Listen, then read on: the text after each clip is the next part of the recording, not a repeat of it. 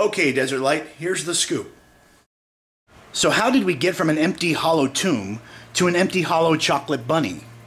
And what's with the dyeing of eggs anyway? How does this all relate to Jesus? Many Christians don't even celebrate Easter with the bunnies and the eggs. They do this because they don't want to celebrate paganism. And it's true. The trappings of Easter have pagan roots. Even the name Easter has a pagan past. It's named for the Anglo-Saxon mother goddess Ostara, the goddess of the dawn and springtime. In other words, fertility. Even bunnies have pagan roots, symbolizing fertility. Ancient Germanic people saw how many offspring hares and rabbits had, so they associated them with their spring equinox celebration.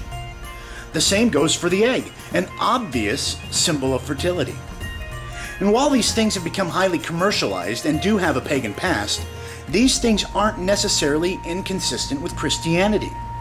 Springtime, after all, means new life, and so does fertility. Jesus died to give us new life with God.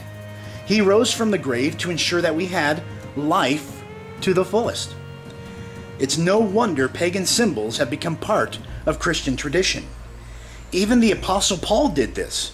In the book of Acts, chapter 17, Paul speaks to a bunch of Greek philosophers about their pagan concepts, even to the point of using their own belief system to explain real, eternal truth.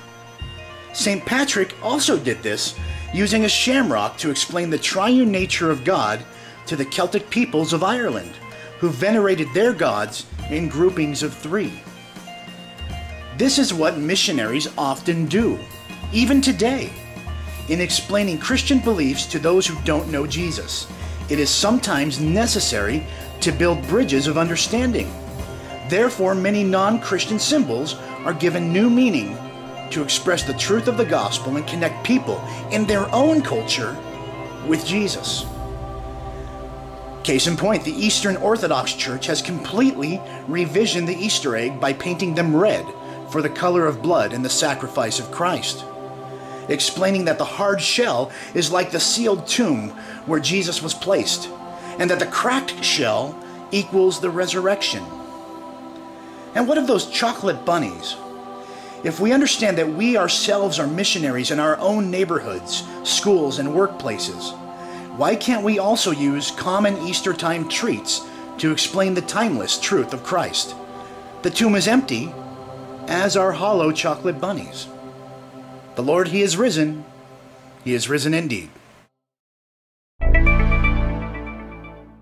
Hi, I'm Carrie, and this is my best friend, Melinda. Merry Easter. Merry Easter? Yeah. You know, Mary is associated with all the Christian holidays. There's Merry Christmas and Merry Easter and Merry Lent, you know, that whole thing. You don't have to get all just particular about the certain things. As we approach Easter Sunday, Melinda and I have discussed the importance of redirecting our family's focus from the commercialized, market-driven celebration of Easter to the grace-given, Christ is risen celebration of Easter. Did I say that right? You rhymed. Rhyming's good. Oh, but I can still color eggs, right? Yes. By all means, color those Easter eggs, because I'm sure that when Melinda is not distracted,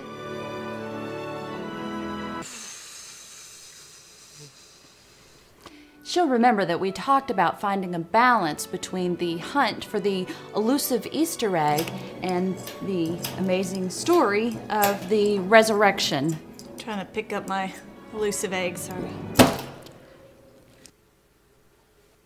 Looks like that one didn't get all the way. Now, Melinda and her husband Greg have a wonderful way of incorporating the egg hunt into the message of Easter. When their kiddos were toddlers, they explained that God does not hide from us. Wow, those P90X tapes are really working. Melinda, why don't you tell us about the Easter egg hunts at your house? Oh, well, it's just like you said, we use the hidden egg to explain to our children how God didn't hide from us. Whoa!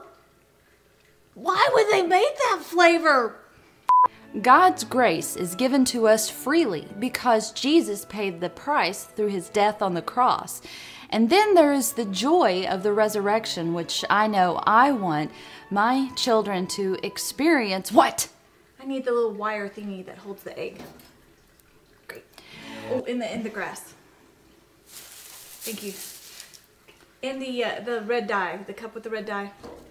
That's great. Oh, you gave me orange. But orange works.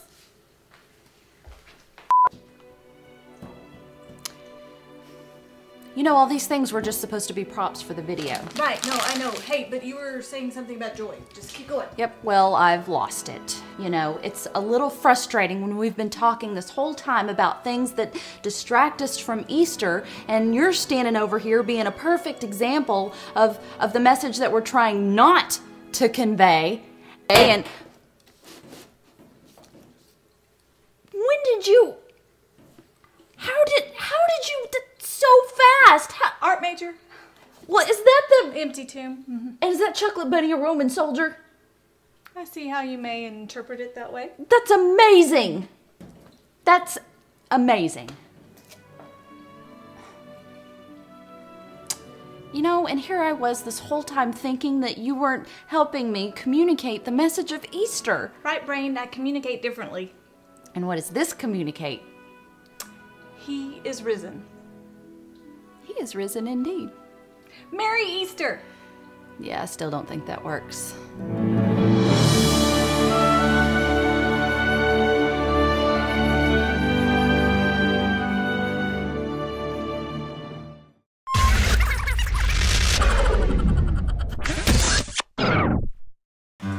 Hey ladies, June 3rd through 4th at Covina Assembly of God will be Brilliance, the first ever women's conference in the Southern California district. The aim is to help ladies truly find their way in shining the brilliance and the glory of God in their lives. It costs $55 if you register before May 9th, so see Aida Meacham for more information. Also, ladies, your next Come and Dine will be held Friday, April 29th at 7 p.m. at the Denny's located at the Walmart Shopping Center at 47th Street East and Avenue S. Denny's, because there were large crowds at the Olive Garden. Also remember that coming Sunday, May 8th, it is Mother's Day, so plan to be here as we honor our moms. In fact, bring your moms.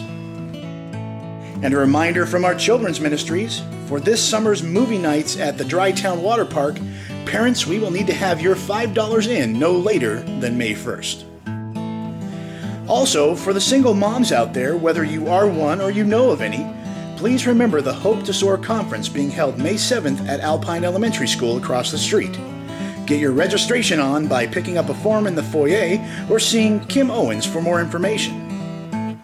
And keep in mind our year-long toy drive. This month is Boys' Toys 2 and under. Now it's time for your Fat Toydism of the Week. A school in Washington State may have taken political correctness to a whole new level. When a volunteer suggested holding an Easter egg hunt, the supervising teacher said, yeah, as long as they referred to the eggs as spring spheres. The kids have a lot more to worry about if they think eggs are spheres. Gotta love education. All right, Desert Light, that looks like it's about it. Remember to check out desertlightag.org for all your church-related news and happenings.